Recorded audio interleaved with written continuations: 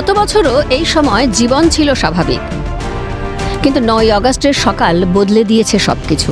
নৃশংসতার বলি হয়ে সুস্থ জলজ্যান্ত মেয়েটা চলে গিয়েছে অনেক দূরে। এমন নৃশংস ঘটনার পর থেকে মেয়ের ন্যায় বিচারের দাবিতে পথে কাদম্বিনীর বাবা মা। ঘুরেছে আদালত, প্রশাসনের দরজায় দরজায়।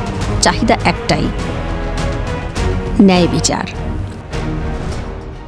লড়াই অবশ্য একা ছিল না আরজি করের নিহত নির্যাতিতা ডাক্তারের পরিবার।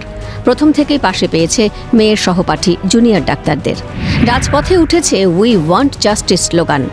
নারী নিরাপত্তার দাবিতে রাত দখল দিয়ে শুরু হওয়া আন্দোলন পৌঁছেছে অনশনে। উদ্দেশ্য আরজি করের নিহত নির্যাতিতা ডাক্তারকে ন্যায় বিচার এনে দেওয়া। এর মধ্যে ঘটে গিয়েছে 14 আগস্ট রাতে আরজি কর হাসপাতালে ভাঙচুরের ঘটনা। সব দাবি একত্রিত করে ধর্মতলার ওয়াই চ্যানেলে দিনের পর দিন বসে থেকেছেন জুনিয়র ডাক্তাররা। হয়েছে লালবাজার অভিযান। কলকাতার তৎকালীন পুলিশ কমিশনার বিনীত গোয়েলের হাতে শিরদাঁড়া তুলে দিয়েছিলেন। জুনিয়র ডাক্তারদের সঙ্গে কাদম্বিনীর ন্যায় বিচার চেয়ে পথে নেমেছেন অসংখ্য সাধারণ মানুষও। প্রবল আন্দোলনের মুখে কলকাতার পুলিশ কমিশনারের পদ থেকে সরানো হয় বিনীত গোয়েলকে। আরজি কর অধ্যক্ষের পদ থেকে সরানো হয় সন্দীপ ঘোষকেও।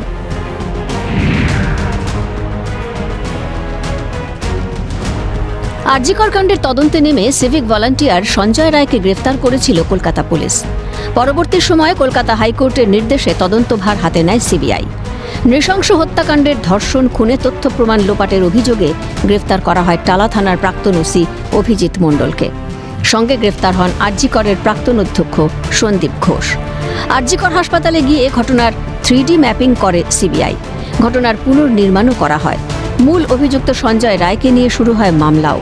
শিয়ালদা আদালত সঞ্জয়কে দোষী সাব্যস্ত করে আমৃত্যু কারাদণ্ডের নির্দেশ দেয়।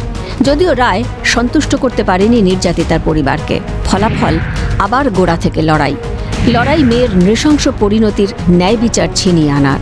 9 আগস্ট আরজি কর কাণ্ডের 1 বছর কাদম্বিনীর চলে যাওয়ার।